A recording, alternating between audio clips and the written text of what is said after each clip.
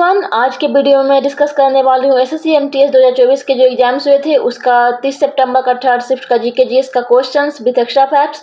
और ये सेट 3 है। इसके पहले मैंने सेट 1 एंड 2 डिस्कस कर दिया है, तो उसे अगर आप लोगों ने नहीं देखा है तो उसे जरूर देखें। वो वीडियो आप लोग को मेरे चैनल पे एसएससी एमटीएस का एक अलग से प्लेलिस्ट बना हुआ है, वहाँ पर मिल जाएगा। तो सबसे पहले चैनल पे जो नए हैं वो चैनल को सब्सक्राइब कर ले, ताकि एसएससी के जो भी एग्जाम्स होते हैं CGL, CHS, MTS, CPO, GD सभी का प्रीवियस ईयर का जो भी जीके जीएस का क्वेश्चन पूछा जाता है उसका वीडियो कंप्लीट डिटेल्स के साथ, एक्स्ट्रा फैक्ट्स के साथ मिलता रहेगा। और इसके साथ साथ बेल आइकन को भी प्रेस कर ले, ताकि जब भी मैं वीडियो अपलोड करूँ तो उसका नोटिफिकेशन आप लोग के पास जाता रहेगा। और वीडियो कंप्लीट देखने के बाद वीडियो को लाइक ज़रूर करें और कमेंट सेक्शन में अपना फीडबैक ज़रूर लिखें। और इस वीडियो के पीडीएफ के लिए डिस्क्रिप्शन में दिए गए टेलीग्राम चैनल के लिंक को जरूर ज्वाइन करें, जहां से आप पीडीएफ को रिवाइज कर पाएंगे। तो चलिए वीडियो को शुरू करते हैं। तो सबसे first question is the Hindu temples Hinglaj Mata and Katas Raj are located in which neighbouring country of India. हिंदू मंदिर हिंगलाज माता और कटास राज भारत के किस पड़ोसी देश में स्थित है? Right answer is option number 4, Pakistan में। तो अब हम लोग इंडिया के जो भी नेबरिंग कंट्री हैं सभी के हिंदू टेम्पल जो भी हैं फेमस उसके बारे में देखेंगे। तो सबसे पहले है पाकिस्तान का। तो पाकिस्तान में कौन कौन सा है हिंदू टेम्पल? तो इसमें है श्री हिंगलाज माता टेम्पल, श्री रामदेव पीर टेम्पल, उमरकोट शिव मंदिर, कटास राज टेम्पल, वरुण देव टेम्पल, पंचमुखी हनुमान टेम्पल, कालका देवी टेम्पल। ये सारे किसके हैं? पाकिस्तान में सिचुएटेड है हिंदू टेम्पल जो कि फेमस हैं।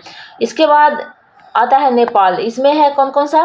तो इसमें है पशुपतिनाथ टेम्पल, टुकुचा टेम्पल, भक्तपुर दरबार स्क्वायर और चंगू नारायण टेम्पल। इसके बाद भूटान में कौन कौन सा हिंदू टेम्पल है? तो इसमें है तख्त सांग पाल्फू जिसे टाइगर्स नेस्ट बोलते हैं। उसके बाद है रिंचेन लखांग और बुद्धा डोडेनमा।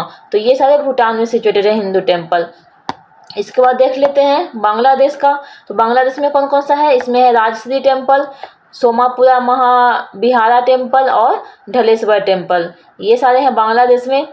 तो यहाँ पे मैं जो भी हिंदू टेम्पल है उसी के बारे में डिस्कस कर रही हूँ। तो ये सारे हिंदू टेम्पल है। उसके बाद म्यांमार का है। तो म्यांमार में कौन कौन सा है?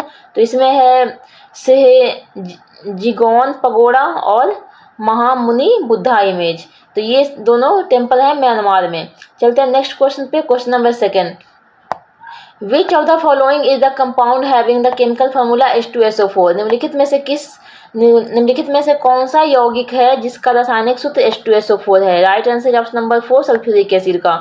तो अब हम लोग इम्पोर्टेंट जो भी केमिकल कंपाउंड्स है उसके केमिकल नेम, कॉमन नेम और केमिकल फार्मूला को देखेंगे।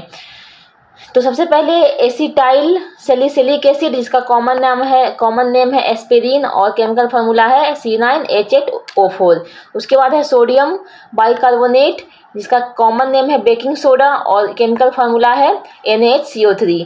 कैल्शियम क्लोरोहाइपोक्लोराइड इसका कॉमन नेम है ब्लीचिंग पाउडर और इसका केमिकल फार्मूला है CaClO का होल ट्वाइस। उसके बाद है सोडियम टेट्राबोरेट, इसका कॉमन नेम है बोरेक्स और इसका केमिकल फार्मूला है Na2B4O7 10H2O। नेक्स्ट है सोडियम हाइड्रोक्साइड जिसे बोलते हैं कास्टिक सोडा और इसका केमिकल फार्मूला है NaOH। उसके बाद है सोडियम कार्बोनेट जिसे बोलते हैं वॉशिंग सोडा और इसका केमिकल फार्मूला है Na2CO3 10H2O। उसके बाद है कार्बन डाइऑक्साइड जिसे ड्राई आइस बोलते हैं, इसका केमिकल फार्मूला है CO2। कॉपर सल्फेट जिसे ब्लू विट्रियोल बोलते हैं, इसका केमिकल फार्मूला है CuSO4। फेरस सल्फेट जिसे बोलते हैं ग्रीन विट्रियोल, इसका है FeSO4। जिंक सल्फेट जिसे वाइट विट्रियोल बोलते हैं, इसका है ZnSO4।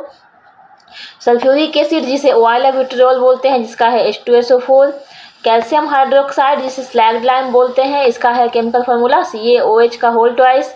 फेनोल जिसे कार्बोलिक एसिड बोलते हैं, जिसका है C6H6O।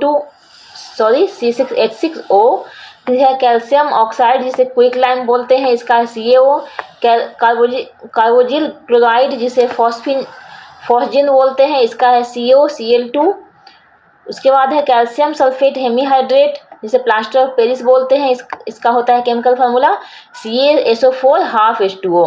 उसके बाद है मीथेन, इसे बोलते हैं मार्स गैस जिसका होता है CH4। सोडियम क्लोराइड इसे बोलते हैं, ये होता है जिसे बोलते हैं टेबल सॉल्ट, इसका होता है NaCl। हाइड्रोक्लोरिक एसिड जिसे म्यूरिएटिक एसिड बोलते हैं, इसका होता है केमिकल फार्मूला HCl। उसके बाद नाइट्रस ऑक्साइड जिसे लाफिंग गैस बोलते हैं, इसका होता है N2O। उसके बाद है क्लोरोपिक्रीन जिसे टीयर गैस बोलते हैं, इसका होता है chemical formula C10H5Cl N2। Next है कैल्शियम हाइड्राइड जिसे हाइड्रोलिथ बोलते हैं, इसका होता है CaH2। डाइफ्लोरोमीथेन जिसे बोलते हैं फ्रियोन, इसका होता है CF2Cl2। और सबसे लास्ट है कैल्शियम सल्फेट डाइहाइड्रेट जिसे जिप्सम बोलते हैं, इसका होता है केमिकल फार्मूला CaSO4 2H2O। चलते हैं नेक्स्ट क्वेश्चन पे, question number 3। According to article 74 clause 1 who is the head of the council of ministers.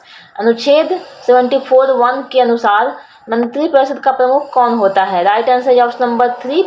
मंत्रिपरिषद का जो हेड होता है कौन होता है? Prime minister. तो आर्टिकल 74 का जो क्लॉज 1 है इंडियन कॉन्स्टिट्यूशन का, वो इस्टेब्लिश करता है काउंसिल ऑफ मिनिस्टर्स को। और जो काउंसिल ऑफ मिनिस्टर्स होते हैं वो क्या होता है? एक ग्रुप होता है मिनिस्टर्स का जिसमें कि प्राइम मिनिस्टर भी इंक्लूडेड होते हैं। और ये क्या करते हैं? प्रेसिडेंट को एडवाइस देते हैं अलग अलग मैटर्स पे। और प्राइम मिनिस्टर जो होते हैं वो हेड होते हैं काउंसिल ऑफ मिनिस्टर्स के, और ये अपॉइंट किए जाते हैं प्रेसिडेंट के द्वारा। इसके बाद इन जो काउंसिल ऑफ मिनिस्टर्स होते हैं जिसका हेड होता है प्राइम मिनिस्टर, उसका काम होता है प्रेसिडेंट को अलग अलग मैटर पे एडवाइस देना।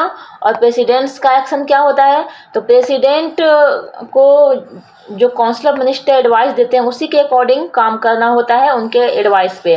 और जो प्रेसिडेंट होते हैं वो अगर काउंसिल ऑफ मिनिस्टर्स के द्वारा जो भी एडवाइस दिया जाता है उसे रिकंसीडर करने के लिए, उसे फिर से चेक करने के लिए बोल सकते हैं। प्रेसिडेंट का ये अधिकार होता है। उसके बाद जो ये क्या होता है? जो एडवाइस होता है काउंसिल ऑफ मिनिस्टर्स के द्वारा जो दिया जाता है एडवाइस प्रेसिडेंट को, वो नॉन जस्टिएबल होता है। यानी कि जो एडवाइस दिया जाएगा काउंसिल ऑफ मिनिस्टर्स के द्वारा प्रेसिडेंट को, वो कोर्ट के द्वारा इंक्वायर नहीं किया जा सकता। चलते हैं नेक्स्ट क्वेश्चन पे, क्वेश्चन नंबर 4।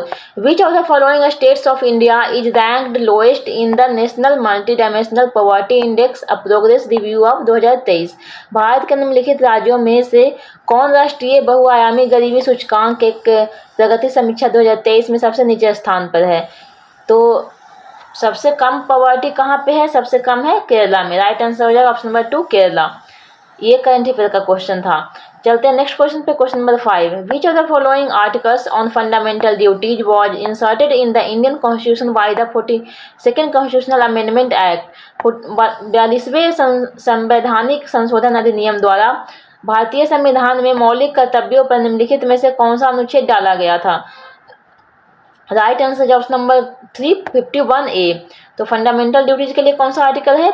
51A है, जिसे 42nd अमेंडमेंट एक्ट में डाला गया।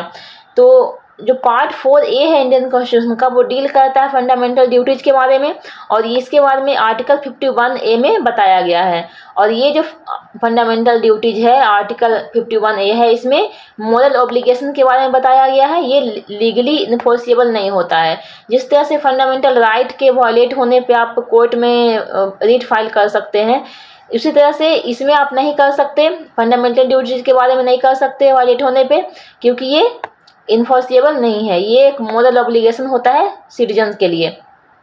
इसे ऐड किया गया है 42nd अमेंडमेंट एक्ट 1976 में। और इसका पर्पस क्या है?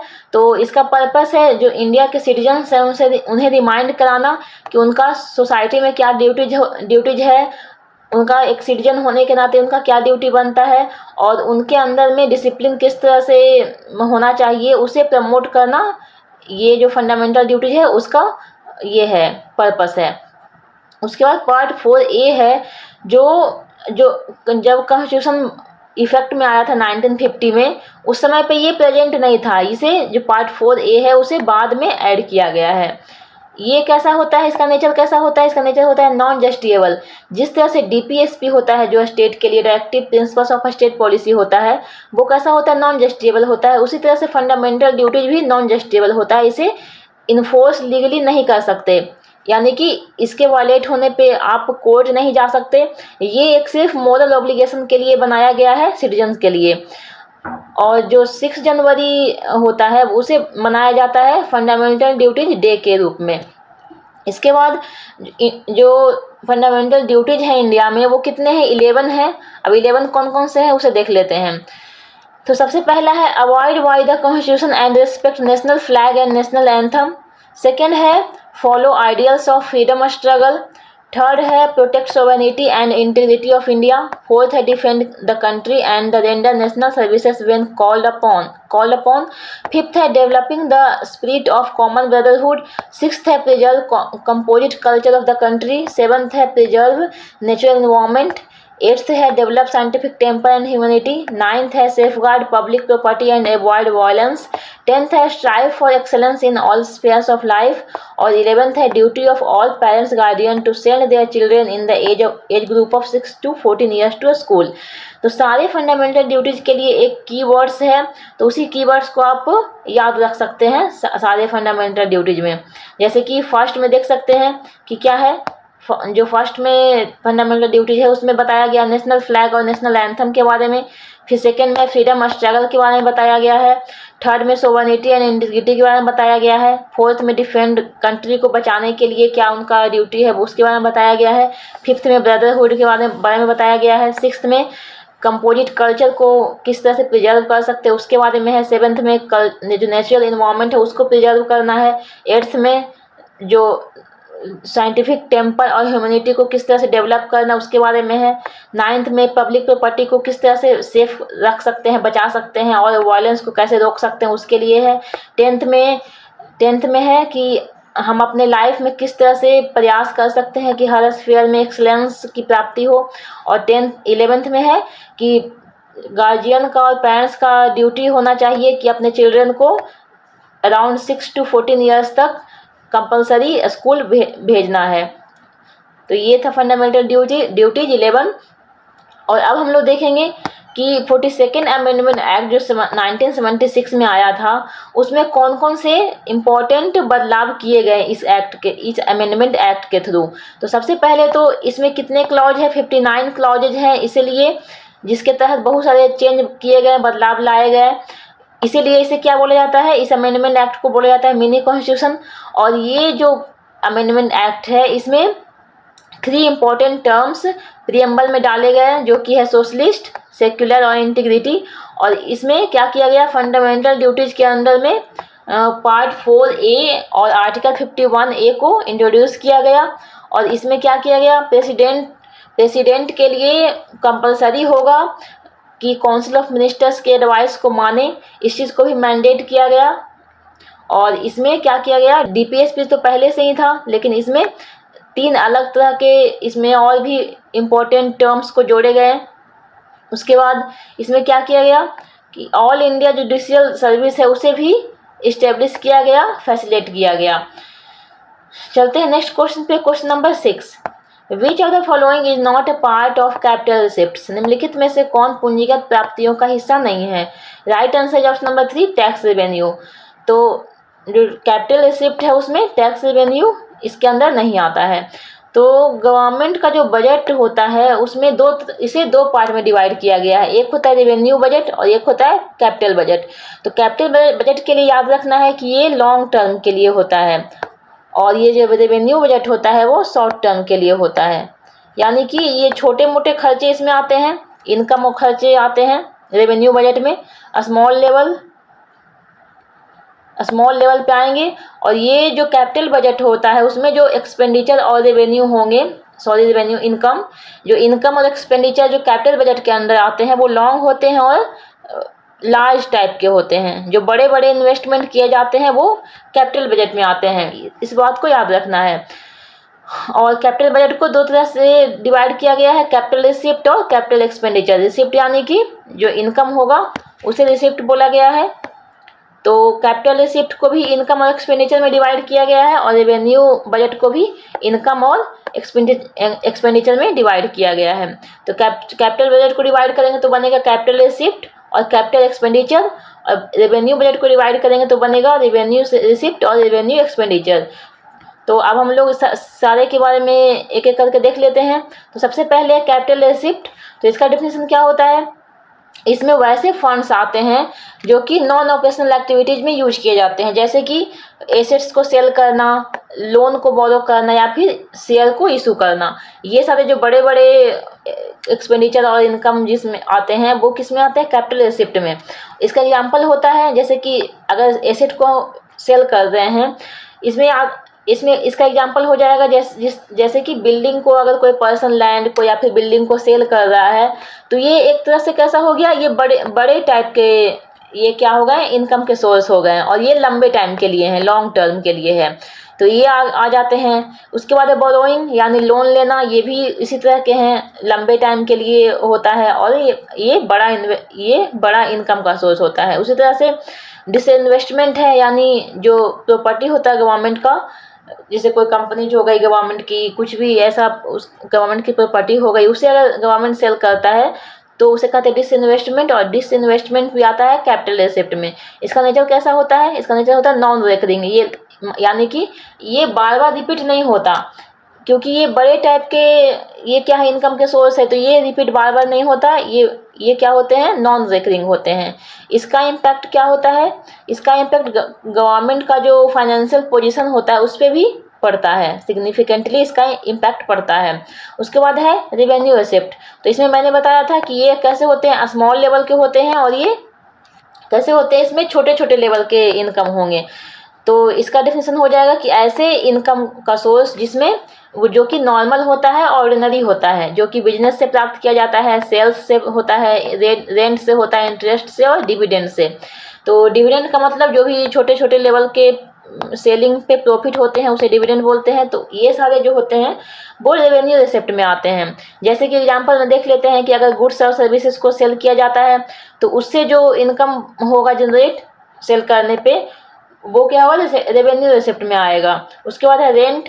तो अगर किसी प्रॉपर्टी को लीज पे रखा जाता है और उससे जो इनकम जनरेट किए जाते हैं, अर्निंग होती है, वो भी रेवेन्यू रिसिप्ट में आता है। उसके बाद इंटरेस्ट, जो लोन पे इंटरेस्ट मिलता है वो भी, और टैक्स जो गवर्नमेंट कलेक्ट करती है, सेल्स टैक्स, एक्साइज टैक्स, ये सारे भी रेवेन्यू रिसिप्ट में आते हैं। इसका नेचर कैसा होता है, रेकरिंग होता है, यानी ये बार बार रिपीट होने वाला ये क्या होता है, रिसिप्ट होता है, क्योंकि ये छोटे लेवल के हैं। जैसे कि रेंट हो गया, इंटरेस्ट हो गया, टैक्स हो गया, ये किसी गुड्स एंड सर्विसेज को सेल करने की बात हो गई, तो ये सारे daily day by day repeat होते रहते हैं, इसीलिए इसे बोला जाता है रेकरिंग।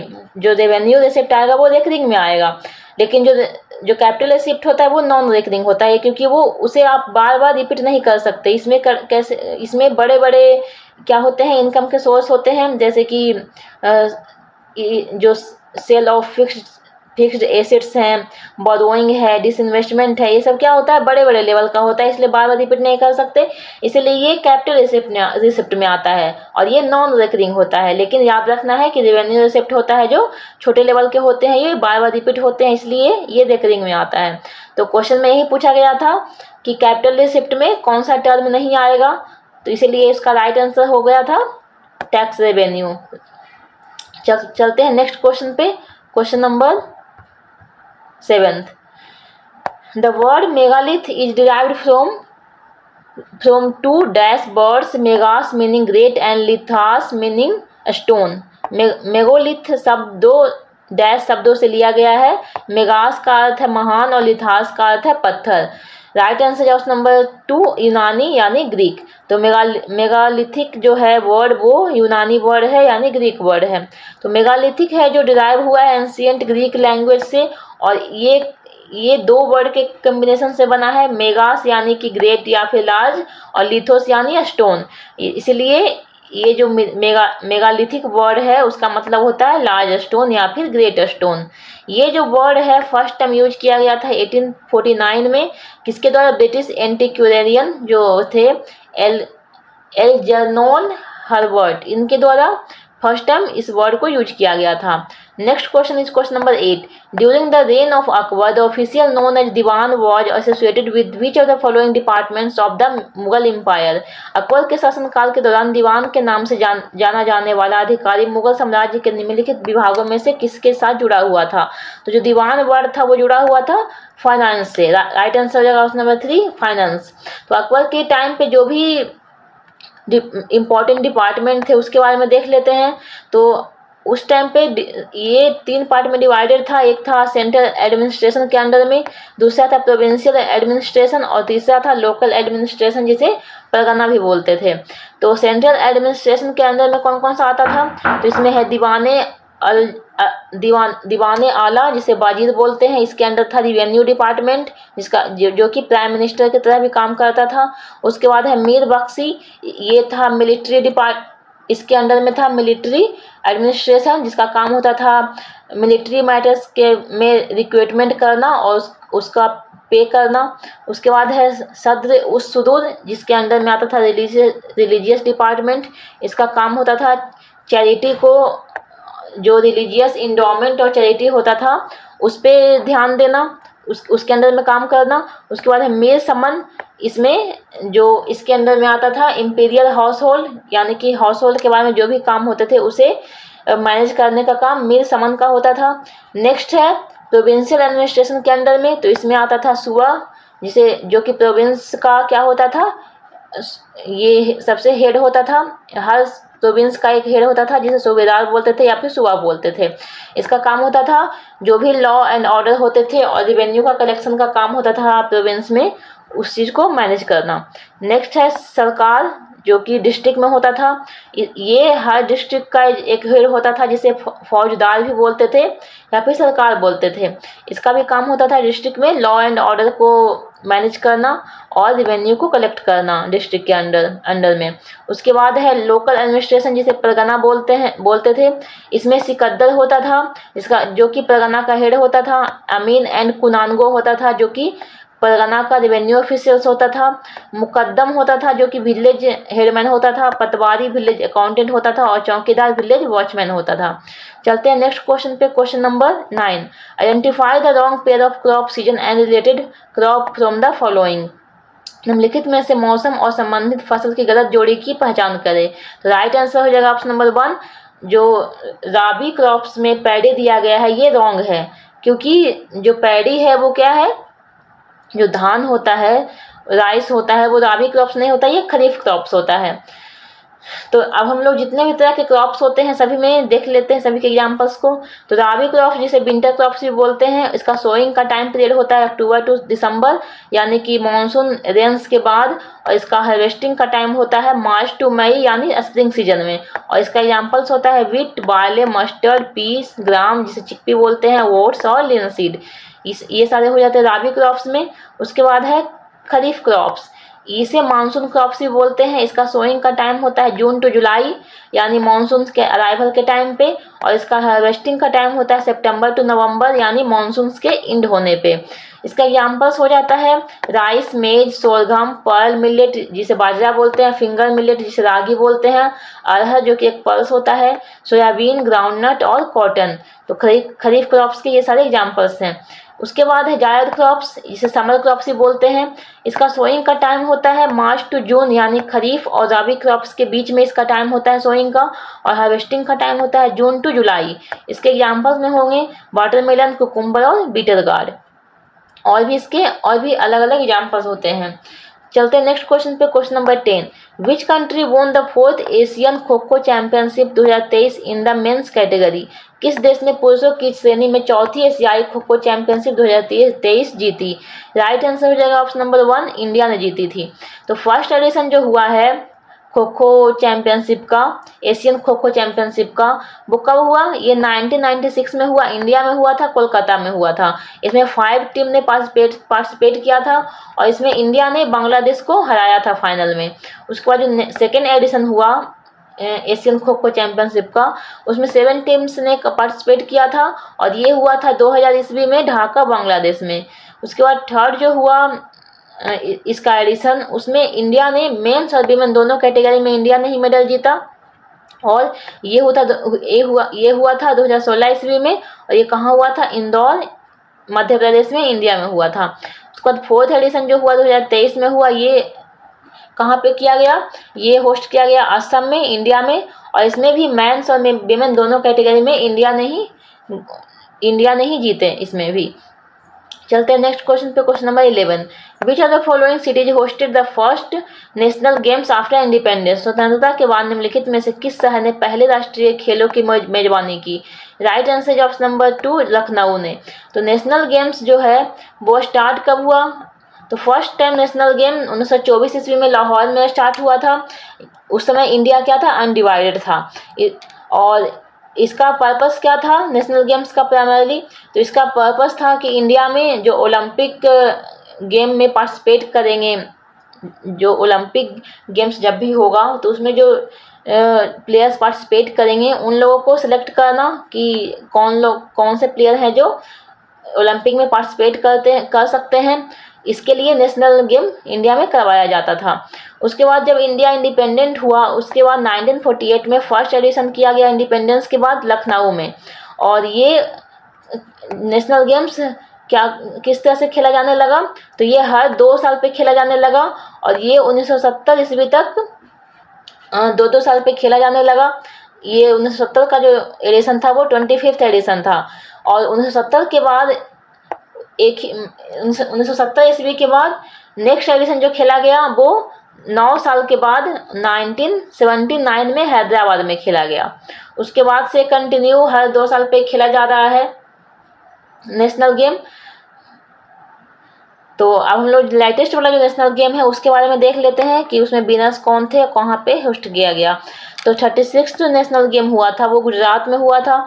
ये 2022 इसमें हुआ था, और इसमें विनर थे सर्विसेज। 37 जो हुआ वो गोवा में हुआ 2023 में। तो ये आप देख सकते हैं कि 1-1 साल का अंतराल है, इसलिए है क्योंकि यहाँ पे कोविड आया था, इसलिए ये थोड़ा ये हो गया। जो टाइम का जो गैप था वो थोड़ा डिस्टर्ब हुआ कोविड के कारण।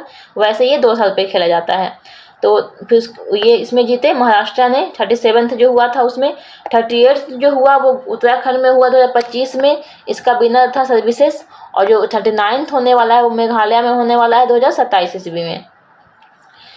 नेक्स्ट क्वेश्चन है question number 12। The famous Hindi novel मैला आंचल हैज बीन रिटन बाय? प्रसिद्ध हिंदी उपन्यास मैला आंचल किसके द्वारा लिखा गया है? Right answer option number 2 Phanishwar Nath Renu के द्वारा। तो फणीश्वर नाथ रेणु जो थे वो उनका टाइम पीरियड था 1921 से लेकर 1977। ये एक मोस्ट सक्सेसफुल इन्फ्लुएंशियल राइटर्स थे हिंदी लिटरेचर के। और किनके बाद? तो प्रेमचंद के बाद ये सबसे फेमस राइटर थे हिंदी लिटरेचर के, फणीश्वर नाथ रेणु। और ये ऑथर थे मैला आंचल के, जो कि प्रेमचंद का जो गोदान था बुक, उसके बाद ये सबसे ज़्यादा ये फेमस हिंदी नॉवेल था। तो अब हम लोग लिटरेरी वर्क्स देख लेते हैं जो नॉवेल्स हैं फणीश्वर नाथ रेणु के। तो उसमें है मैला आंचल, परिकथा, उसके बाद है जुलूस, कृष्ण की कहानी, और है कितने चौराहे, पालतू बाबू रोड, और है इस जल प्रलय में। तो ये सारे बुक्स हैं, नॉवेल्स हैं फणीश्वर नाथ रेणु के। अब हम लोग प्रेमचंद के इम्पोर्टेंट बुक्स को देख लेते हैं। तो इसमें है गोदान, जिसमें उन्होंने पुअर फार्मर्स होरी के बारे में, उनके फैमिली के बारे में, पॉवर्टी एक्सप्लॉयटेशन के बारे में बताया। उसके बाद है गबन, इसमें जो मिडिल क्लास का जो ग्रीड होता है और जो इंडिविजुअल होते हैं सोसाइटी में उन्हें क्या चैलेंजेस फेस करने पड़ते हैं उसके बारे में इन्होंने बताया। उसके बाद है कर्म भूमि, इसमें रूरल एरियाज में रहने वालों के लिए क्या क्या इश्यूज फेस करने पड़ते हैं और रिलीजियस रिचुअल और जेन्युइन रिलीजियस प्रैक्टिसेस हैं उसके बीच में क्या डिफरेंस है उसके बारे में उन्होंने बताया कर्म भूमि में। उसके बाद है निर्मल, इसमें विमेन का जो इंडियन सोसाइटी में क्या स्ट्रगल है उसके बारे में इन्होंने इस बुक में बताया है। उसके बाद है प्रेम आश्रम, इसमें महात्मा गांधी के द्वारा जो नॉन कोऑपरेशन मूवमेंट हुआ था उसके बारे में बताया गया है। और इसके बाद है रंगभूमि, जिसमें जो वर्किंग क्लास है उन्हें क्या क्या इश्यूज फेस करने पड़ते हैं और ऑर्डिनरी पीपल के क्या क्या स्ट्रगल्स होते हैं उसके बारे में प्रेमचंद ने बताया है। नेक्स्ट क्वेश्चन है question number 13, calculate the body mass index BMI of a person whose weight is 60 kg and height is 1.5 metre. एक व्यक्ति के बॉडी मास इंडेक्स BMI की गणना करें जिसका वजन 60 kg और ऊंचाई 1.5 मीटर है। तो इसका राइट आंसर क्या है? 26.6 kg पर मीटर स्क्वायर। तो BMI कैलकुलेट कैसे करते हैं? तो ऊपर में क्या करना है, वेट को लिखना है न्यूमरेटर में और डिनोमिनेटर में जो हाइट है उसका स्क्वायर करना है। तो यहाँ पे कितना दिया हुआ है, जो वेट है वो कितना है 60 kg है और हाइट कितना है 1.5 मीटर। तो इसका स्क्वायर करना है। तो इसे आप कैलकुलेट करेंगे तो कितना निकल कर आएगा, 60 अपॉन 1.5 इंटू 1.5। तो इसे आप सॉल्व करेंगे तो 26.6 आ जाएगा वैल्यू और ये हो जाता है BMI 26.6 kg पर मीटर स्क्वायर। और अब हम लोग देख लेते हैं कि BMI के अकॉर्डिंग किस तरह से हम लोग डिवाइड कर सकते हैं कि कौन सा अंडर वेट है, हेल्दी वेट है, किस तरह से हम लोग आइडेंटिफाई कर सकते हैं। तो अंडर वेट किसे बोलेंगे? जब BMI आएगा 18.5 से लेस आएगा तो बोलेंगे अंडर वेट। जब BMI 18.5 से लेकर 24.9 के बीच में आएगा तो बोलेंगे हेल्दी वेट। 25 से लेकर 29.9 के बीच में आएगा तो बोलेंगे ओवर वेट। और 30 से ज़्यादा होगा या फिर 30 से ज़्यादा होगा तो बोलेंगे ओबेसिटी। चलते हैं नेक्स्ट क्वेश्चन पे, question number 14, which one of the following is an Indian folk dance. निम्नलिखित में से कौन सा एक भारतीय लोक नृत्य है? राइट आंसर हो जाएगा ऑप्शन नंबर 1 बिहू। तो बिहू एक क्या फोक डांस है, ये क्लासिकल डांस नहीं है। तो इंडिया में कितने क्लासिकल डांस है? तो संगीत नाटक एकेडमी के अकॉर्डिंग 8 क्लासिकल डांस है। कौन कौन से हैं? तो भरतनाट्यम है तमिलनाडु से, कथक है उत्तर प्रदेश से, कथकली है केरला से, कुचिपुड़ी आंध्र प्रदेश का है, मणिपुरी मणिपुर का है, मोहिनीअट्टम केरला का है, उड़ीसी उड़ीसा का, सतरिया असम का है। और मिनिस्ट्री ऑफ कल्चर के अकॉर्डिंग इंडिया में कितने हैं? एक और डांस को इंक्लूड किया गया है, यानी कि इसके अकॉर्डिंग 9 क्लासिकल डांस है। तो इसमें कौन सा है? छऊ डांस, जो कि उड़ीसा, झारखंड और वेस्ट बंगाल में परफॉर्म किया जाता है। तो इसमें अलग अलग स्टाइल्स के हैं। छऊ डांस 3 स्टाइल्स में डिवाइड किया गया है इसे। तो इसमें पुरुलिया छऊ जिसे वेस्ट बंगाल में किया जाता है, सरायकेला छऊ झारखंड में किया जाता है, मयूरभंज छऊ उड़ीसा में किया जाता है। Next question is question number 15, in dash Ganesh Ratha is one of the finest monolithic temples. Dash में गणेश रथ बेहतरीन अखंड मंदिरों में से एक है। राइट आंसर ऑप्शन नंबर 4, ये है महाबलीपुरम में। तो मोनोलिथिक टेम्पल किसे बोलते हैं? तो ये ऐसा टेम्पल होता है जो कि एक single massive piece of rock से बनाया जाता है, उसे कहते हैं monolithic temple. Mono means single और लिथिक मीन्स स्टोन। तो सिंगल स्टोन से जो बनाया जाता है टेम्पल उसे कहते हैं मोनोलिथिक टेम्पल। तो इंडिया में फेमस मोनोलिथिक टेम्पल कौन कौन से हैं? तो इसमें है कैलाश टेम्पल जो कि एलोरा महाराष्ट्र में है। ये एक सिंगल रॉक से बनाया गया है, लार्ज मोनोलिथिक टेम्पल है ये वर्ल्ड का, और इसे वर्ल्ड का सबसे लार्जेस्ट मोनोलिथिक टेम्पल माना जाता है, कैलाश टेम्पल जो कि एलोरा में है उसे। सेकेंड है पंचरथ एट महाबलीपुरम और ममल्लापुरम। तो महाबलीपुरम को ममल्लापुरम भी बोलते हैं। उसका जो पंचरथ है टेम्पल उसे भी ये भी एक मोनोलिथिक टेम्पल है। इसमें 5 मोनोलिथिक रॉक का टेम्पल शामिल हैं। और ये जो पंचरथ टेम्पल है इसमें ये तमिलनाडु में सिचुएटेड है, महाबलीपुरम जो सिटी है वहाँ पे। और इसमें 5 छोटे छोटे टेम्पल शामिल हैं। और ये कैसे हैं? सिंगल ग्रेनाइट के जो स्टोन है उससे बनाए गए हैं। और ये क्या दिखाते हैं? ये स्ट्रक्चर दिखाते हैं कि ये महाभारत का जो 5 पांडव थे उनके नाम पे यहाँ पे 5 स्मॉल टेम्पल्स बनाए गए हैं। और भी दूसरे एग्जाम्पल्स हैं मोनोलिथिक टेम्पल्स के इंडिया में। कौन कौन से हैं? The मासरूर temple in Himachal Pradesh, ये भी मोनोलिथिक टेम्पल्स है। और गणेश रथ जो महाबलीपुरम में है ये भी एक मोनोलिथिक टेम्पल है। लेकिन जो ऊपर का 2 मैंने बताया वो ज़्यादा फेमस हैं, लेकिन ये दोनों भी मोनोलिथिक टेम्पल में ही आते हैं। तो जो गणेश रथ टेम्पल है वो कांचीपुरम डिस्ट्रिक्ट में है तमिलनाडु में। और ये एक कैसा है? 10 रथ वाला पिंक ग्रेनाइट से बना हुआ, जो पल्लव पीरियड के टाइम पे ग्रुप ऑफ मॉन्यूमेंट्स बनाए गए थे उसी का ये पार्ट है गणेश रथ। और ये जो है एक यूनेस्को वर्ल्ड हेरिटेज साइट के अंदर ये किया गया है, इंस्क्राइब किया गया है 1984 में। और ये जो रथ है वो एग्जाम्पल है monolithic Indian rock cut architecture का। और ये 7th सेंचुरी जो किंग महेंद्र बर्मन वन और उनके सन नरसिंह बर्मन वन का टाइम पीरियड था, उस समय बनाया गया था। और ये दोनों जो किंग है वो पल्लव डायनेस्टी से बिलोंग करते हैं। नेक्स्ट क्वेश्चन है question number 16। R Muthu Kannammal who was awarded the Padma Shri in 2022 is a dancer belongs to.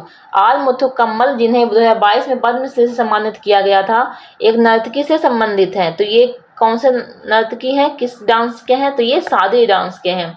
तो सादिर किसे बोलते हैं? तो ये जो सादिर है वो एक तरह से किससे बिलोंग करता है? तो ये एक ट्रेडिशनल नेम होता है भरतनाट्यम का, और भरतनाट्यम कहाँ पे किया जाता है? तमिलनाडु में। वहीं पे इसे ट्रेडिशनली सद्दिर नाट्यम बोला जाता है। तो ये एक करंट अफेयर का क्वेश्चन है पद्मश्री का। चलते हैं नेक्स्ट क्वेश्चन पे, question number 17। Which of the following national parks is located in Madhya Pradesh. निम्नलिखित में से कौन सा राष्ट्रीय उद्यान मध्य प्रदेश में स्थित है? राइट आंसर हो जाएगा ऑप्शन नंबर 3 बांधवगढ़। तो अब हम लोग इंडिया के स्टेट वाइज देखेंगे नेशनल पार्क्स को। तो सबसे पहले है यूनियन टेरिटरीज का अंडमान निकोबार आइलैंड का, जिसमें 9 है नेशनल पार्क। कौन कौन से हैं? तो इसमें है Campbell bay national park, Galathea bay national park, Mahatma Gandhi marine national park, middle Button island national park, mount Harriet national park, north Button island national park, Rani Jhansi marine national park, saddle national park, south Button national island national park. उसके बाद आंध्र प्रदेश, यहाँ पे 3 national parks हैं। कौन कौन से? पापीकोंडा, राजीव गांधी जिसे रामेश्वरम बोलते हैं। उसके बाद है अरुणाचल प्रदेश का, इसमें 2 हैं। कौन कौन से? तो इसके पहले आंध्र प्रदेश में 3 है, तो एक पापीकोंडा, दूसरा राजीव गांधी और तीसरा श्री वेंकटेश्वर नेशनल पार्क। ये 3 है। उसके बाद अरुणाचल प्रदेश, उसमें 2 हैं, मौलिंग नेशनल पार्क और नामदफा नेशनल पार्क। इसके बाद है असम में कितने हैं? 5। कौन कौन से? दिब्रू सैखोव, काजीरंगा, मानस, नामेरी, राजीव गांधी ओरांग। उसके बाद है बिहार में कितने हैं? 1 हैं, वाल्मीकि नेशनल पार्क। उसके बाद छत्तीसगढ़, यहाँ पे 3 हैं, गुरु घासीदास जिसे संजय नेशनल पार्क भी बोलते हैं, इंद्रावती और कांगर वैली नेशनल पार्क। उसके बाद है गोवा, यहाँ पे 1 है, मोलेम नेशनल पार्क। गुजरात में कितने हैं? इसमें 4 हैं। इसमें कौन कौन से हैं? बंसदा, ब्लैक बक और गिर नेशनल पार्क और मरीन जिसे गलबो कच्छ में है वो नेशनल पार्क। इसके बाद है हरियाणा, इसमें 2 हैं, कलेश्वर नेशनल पार्क और सुल्तानपुर नेशनल पार्क। इसके बाद हिमाचल प्रदेश में 5 है, ग्रेट हिमालयन, इंदर किला, खीरगंगा, पीन वैली और सिम्बलबला। इसके बाद जम्मू कश्मीर, इसमें 4 हैं, सिटी फॉरेस्ट, सलीम अली जिसे बोलते हैं सलीम अली नेशनल पार्क, दचिंगम, किश्तवाड़ और तो यहाँ पे 4 है। तो एक यहाँ पे एक और क्या हो जाएगा? एक हो जाएगा हेमिस नेशनल पार्क। इसे मैं PDF में डाल दूंगी। ये 4 हो गए हैं। उसके बाद झारखंड का है 1, बेतला नेशनल पार्क। कर्नाटक का है 5, इसमें है आंसी नेशनल पार्क, बांदीपुर, बंदरगट्टा, कुद्रेमुख, नागरहोल जिसे राजीव गांधी नेशनल पार्क भी बोलते हैं। उसके बाद है केरला, इसमें 6 हैं, Anamudi 16 national park, Eravikulam, Mathikettan 16 national park, Pambadum 16 national park, Periyar national park और साइलेंट वैली नेशनल पार्क। उसके बाद है मध्य प्रदेश, यहाँ पे 9 है, Bandhavgarh national park, fossil national park, Indira Priyadarshini Pench national park, Kanha national park, Madhav national park, Panna Sanjay national park, Satpura national park और वन विहार नेशनल पार्क। उसके बाद महाराष्ट्र में 6 है, Chandoli national park, Gugamal national park,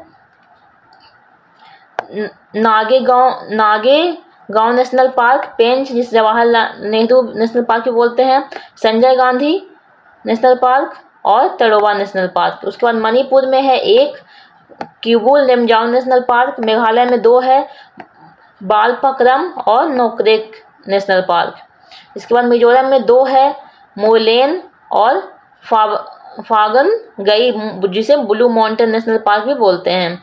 Nagaland में 1 है, इंटांकी नेशनल पार्क। उड़ीसा में 2 है, भितरकनिका और सिमलीपल।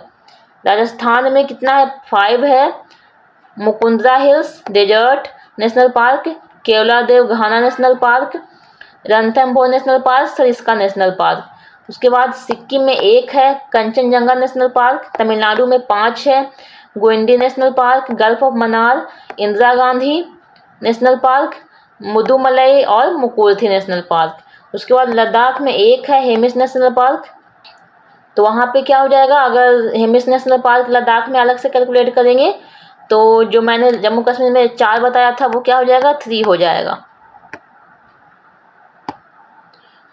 तो लद्दाख में हो जाएगा 1 हेमिस नेशनल पार्क। उसके बाद तेलंगाना, इसमें 3 है, तो इसमें है कासू ब्रह्मना नद रेड्डी नेशनल पार्क और महावीर हरिना वनस्थली नेशनल पार्क और मृगाबनी नेशनल पार्क। उसके बाद त्रिपुरा है, इसमें 2 है, क्लाउडेड लेपर्ड नेशनल पार्क और बिसौन राजबरी नेशनल पार्क। इसके बाद उत्तर प्रदेश में 1 है, दुधवा नेशनल पार्क। उत्तराखंड में 6 है, Corbett national park, Gangotri Govind national park, Nanda Devi Rajaji national park, valley of flowers. और लास्ट है वेस्ट बंगाल में, इसमें 6 है, इसमें है Buxa national park, Gorumara national park, Jaldapara, Neora valley, Singalila और सुंदरबन नेशनल पार्क। तो ये सारे थे नेशनल पार्क्स इंडिया के। चलते हैं नेक्स्ट क्वेश्चन पे, question number 18। Why does the outer part of an egg becomes opaque and white when we boil it? अंडे को उबालने पे उसका बाहरी भाग अपारदर्शी और सफ़ेद क्यों हो जाता है? तो राइट आंसर हो जाएगा ऑप्शन नंबर 3 इसका, क्योंकि जब हीट अप्लाई होता है, हीट जब उस पे होता है, अंडे पे पड़ता है, तो उससे क्या होता है, डीनेचुरेशन होता है और उसके अंदर जो प्रोटीन होता है एल्बुमिन वो हार्डन हो जाता है, इसके कारण उसका कलर वाइट हो जाता है और वो ओपेक दिखता है। तो अब हम लोग इसके बारे में डिटेल में देख लेते हैं। तो जो रॉ अंडे होते हैं, रॉ एग्स होते हैं, उसके अंदर क्या होता है, जो प्रोटीन्स प्रेजेंट होता है वो टाइटली कॉइल्ड होता है और फोल्डेड होता है। लेकिन जब हीट उस पर अप्लाई होता है तो उसके अंदर जो प्रोटीन होते हैं वो अनफोल्ड हो जाते हैं और उसका जो शेप होता है वो, और जो ओरिजिनल शेप होता है उसका वो लूज कर देते हैं, उसका अपने ओरिजिनल शेप, जिसे कहते हैं डीनेचुरेशन। और जब प्रोटीन अनफोल्ड होता है तो सभी प्रोटीन अनफोल्ड हो जाएंगे अलग अलग। तो सभी क्या हो जाएंगे, अनफोल्ड होने के बाद सभी एक दूसरे से मिलकर एक नेटवर्क लाइक का स्ट्रक्चर बना देते हैं एक दूसरे से इंटरेक्ट करने के बाद। और इससे क्या होगा कि जब वाटर उस पर ट्रैप करेगा तो वो नेटवर्क जो बना था, सभी प्रोटीन को मिलने से जो नेटवर्क बना था, वो जब वाटर को ट्रैप करेगा तो क्या होगा कि वो एक सॉलिड स्ट्रक्चर बनाता है जो कि ओपेक दिखता है। और इसमें जो एग में जो प्रोटीन होता है वो कौन सा होता है, वो होता है ओवे एल्बुमिन। ये एक मेजर कंट्रीब्यूटर होता है इस प्रोसेस के लिए। नेक्स्ट क्वेश्चन है question number 19। Jyotiba Phule belongs to which state? Jyotiba Phule किस राज्य से संबंधित थे? राइट आंसर हो जाएगा ऑप्शन नंबर 4 महाराष्ट्र से। तो ज्योतिबा फुले जो हैं उनका टाइम पीरियड था 1827 से लेकर 1890 ईस्वी तक, और ये एक इंडियन सोशल एक्टिविस्ट थे, बिजनेसमैन थे और एंटी कास्ट सोशल रिफॉर्मर थे जो कि महाराष्ट्र से बिलोंग करते थे। इन्होंने बहुत सारे फील्ड में काम किया, जैसे कि अनटचेबिलिटी को इराडिकेट करने में, ख़त्म करने में इसके लिए काम किया, कास्ट सिस्टम को ख़त्म करने के लिए काम किया, और उनका मेजर एफर्ट रहा है किसके लिए, तो विमेंस को एजुकेट करने के लिए, जो कि ऑपरेस्ड कास्ट पीपल थे, जो अनटचेबिलिटी था, कास्ट बेसिस पे जो भी ऑपरेस्ड पीपल थे उन लोगों के लिए, और विमेन को एजुकेट करने के लिए इनका मेजर एफर्ट रहा है। उनकी जो वाइफ थी सावित्री बाई फुले, इन्होंने भी विमेंस के एजुकेशन के लिए बहुत सारे काम किए, और इन दोनों ने मिलकर एक विमेंस के लिए स्कूल ओपन किया गर्ल्स के लिए 1848 ईस्वी में। और कहाँ पे किया, पुणे में तात्या साहेब बिंदे रेसिडेंस में, जो कि भीड़े बड़ा में था। और इन्होंने बहुत सारे फॉलोअर्स के साथ मिलकर ज्योतिबा फुले ने सत्यशोधक समाज को स्टार्ट किया, यानी सोसाइटी ऑफ ट्रूथ सीकर्स के लिए स्टार्ट किया, जिसमें कि लोगों के लिए इक्वल राइट्स के बारे में और जो लोअर कास्ट के लोग थे उन लोगों को ऊपर उठाने के लिए ये इनका इस समाज का फोकस था। नेक्स्ट क्वेश्चन है question number 20। In which of the following states is the Behdienkhlam festival celebrated in which youth beat the roof of every house with bamboo sticks in a symbolic act of driving away evil spirits, plague and disease. निम्नलिखित में से किस राज्य में बेदिनखलम महोत्सव मनाया जाता है, जिसमें युवा बुरी आत्माओं, प्लेग और बीमारी को दूर भगाने के लिए प्रतीकात्मक कार्य में हर घर की छत को बांस की छड़ियों से पीटते हैं? राइट आंसर हो जाएगा ऑप्शन नंबर 3। तो बेहदियान कलाम फेस्टिवल कहाँ मनाया जाता है? मेघालय में। तो हम लोग इंडिया के जो भी नॉर्थ ईस्ट स्टेट्स हैं वहाँ पे जो भी इंपॉर्टेंट फेस्टिवल्स हैं वो सारे को देख लेते हैं। सबसे पहले सिक्किम, यहाँ पे कौन कौन से फेस्टिवल सेलिब्रेट किया जाता है? इसमें माघे संक्रांति, गुड फ्राइडे, सकेवा, सागरदावा, लोसुंग, सोनाम लोचर लोसर, होली, रामनवमी। उसके बाद अरुणाचल प्रदेश, यहाँ पे कौन कौन सा होता है? तो यहाँ पर Siang river festival, Pangsu pass winter festival, zero festival of music, Solung, Nyokum Losar festival जो कि मोनपा ट्राइब के द्वारा मनाया जाता है, ड्री फेस्टिवल, बुरीबूट, लोकू, संकेन, मोरेलंग। उसके बाद है मणिपुर, यहाँ पे कौन कौन से होते हैं? यहाँ पे होता है गंग नगई, लुई नगैनी, याओसांग डोल यात्रा, चरोवा जो कि मणिपुरी न्यू ईयर होता है, कांग ये रथ यात्रा होता है मणिपुर का, हिकोरी हतुंगवा, लाई हरोवा, कुट फेस्टिवल जो कि कुकी चीन मिजो के द्वारा मनाया जाता है, चुम्फा जो कि तांगखुल नागास के द्वारा मनाया जाता है, कंग रथ यात्रा, चेरी ब्लॉसम, संगई और निंगकोल चकखौबा, ये सारे फेस्टिवल्स मनाए जाते हैं मणिपुर में। उसके बाद है नागालैंड का फेस्टिवल्स, तो इसमें हॉर्नबिल, मोआट्सू, येलोंग, हेगा, बुसु, सक्रेनई, मिमकुट, टूसेखनई, सुमीनागा, टुलुनी, एयोलेंग, लोइरा, फानित फेस्टिवल, नागख्योलेम, मिमकुट, सक्रेनई और योसंग, ये सारे नागालैंड के फेस्टिवल्स हो जाते हैं। उसके बाद मिजोरम, यहाँ पे सेलिब्रेट किया जाता है बिजू, छापछारकुट, मिमकुट और फॉलकुट। उसके बाद है मेघालय का, तो यहाँ पे सेलिब्रेट किया जाता है सारसुक मिनसिम, नोंगक्रम फेस्टिवल, बेहदियानकलम फेस्टिवल, साद सुकरा, बांग्ला फेस्टिवल और स्ट्रॉबेरी फेस्टिवल। तो इसी के बारे में क्वेश्चन पूछा गया था कि बेहदियानकलम फेस्टिवल कौन से स्टेट में सेलिब्रेट किया जाता है। उसके बाद है त्रिपुरा, यहाँ पे सेलिब्रेट किया जाता है खर्ची पूजा, पिलाक फेस्टिवल, अशोक अष्टमी फेस्टिवल और गरिया पूजा। तो ये थे most important festivals of north east states. Next question है question number 21। The average separation between the sun and the earth in terms of light year is 8.311 minutes. Here the minute indicates प्रकाश वर्ष के संदर्भ में सूर्य और पृथ्वी के बीच औसत दूरी 8.311 मिनट है। यहाँ मिनट इंगित करता है, तो मिनट किसको दिखाता है? यहाँ पे किस चीज़ को दर्शाता है?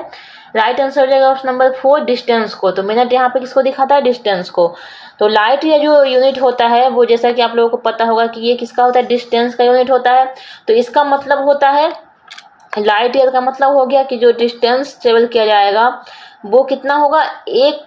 एक साल के अंदर में डिस्टेंस ट्रेवल किया अगर जाएगा उसे कहेंगे लाइट ईयर। और उसी तरह से लाइट ईयर को अगर मिनट में रिप्रेजेंट करेंगे तो वो जो डिस्टेंस ट्रेवल होगा वो कितना डिस्टेंस होगा? तो वो जो डिस्टेंस ट्रेवल किया जाएगा वो कितने टाइम के लिए होगा? वो 1 मिनट में ट्रेवल किया जाएगा। तो अगर ईयर में है तो 1 ईयर के लिए डिस्टेंस ट्रेवल करेगा तो हो जाएगा लाइट ईयर, और 1 मिनट के लिए डिस्टेंस ट्रेवल किया जाएगा तो उसे बोलेंगे उसका जो यूनिट हो जाएगा वो मिनट में हो जाएगा। इसीलिए जो मिनट है यहाँ पे लाइट ईयर के लिए जो यूनिट यूज हुआ है मिनट, वो हो जाएगा डिस्टेंस का यूनिट। चलते हैं नेक्स्ट क्वेश्चन पे, question number 22। Where were the global technology summit 2022 held. Global technology summit 2022 कहाँ आयोजित किया गया था? राइट आंसर हो जाएगा ऑप्शन नंबर 2, न्यू दिल्ली में। तो मैक्सिमम टाइम जो होता है ग्लोबल टेक्नोलॉजी समिट वो न्यू दिल्ली में ही हेल्ड किया जाता है। तो सबसे पहले ग्लोबल टेक्नोलॉजी समिट 2016 में हेल्ड किया गया और ये हर साल किया जाता है ऑर्गेनाइज। और ये इसका जो 7th एडिशन हुआ वो कब हुआ? 2022 में हुआ, 29 नवंबर से 1 दिसंबर तक में। और ये भी कहाँ हुआ? न्यू दिल्ली में हुआ। इसका थीम क्या था? इसका थीम था जियो पॉलिटिक्स एंड टेक्नोलॉजी। और ये होस्ट किया जाता है, को होस्ट किया जाता है मिनिस्ट्री ऑफ एक्सटर्नल अफेयर्स और कैरिनेज इंडिया के द्वारा। इसका जो 9th एडिशन हुआ GTS का वो 2025 में हुआ, 10 से 12 अप्रैल तक हो गया है और ये न्यू दिल्ली में हुआ था।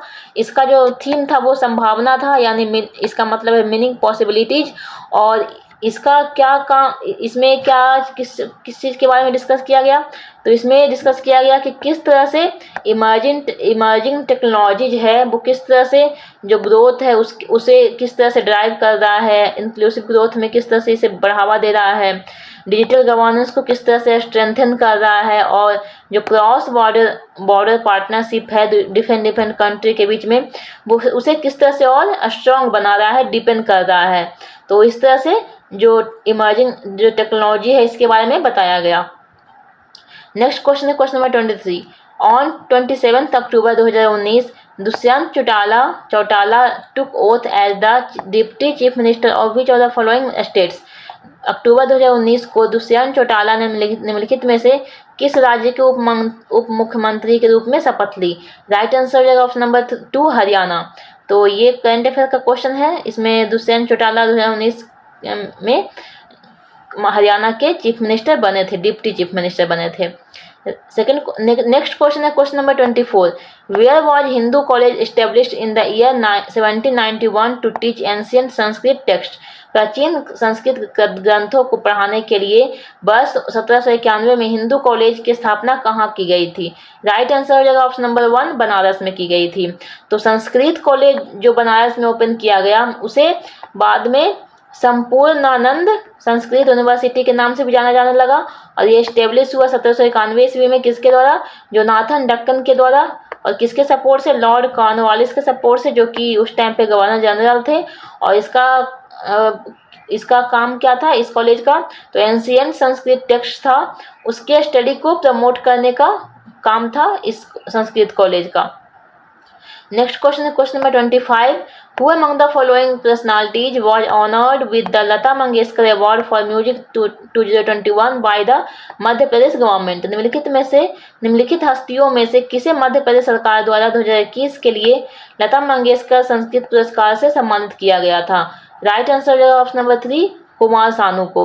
तो लता मंगेशकर जो अवार्ड है वो नेशनल लेवल का अवार्ड है जो कि म्यूजिक के लिए दिया जाता है, और ये अलग अलग स्टेट के द्वारा थोड़ा अलग अलग नेम से दिया जाता है, लेकिन वो होता है लता मंगेशकर अवार्ड ही। तो सबसे पहले मध्य प्रदेश के द्वारा इसे एस्टेब्लिश किया गया, इस अवार्ड को स्टार्ट किया गया 1984 ईस्वी में 1984 में।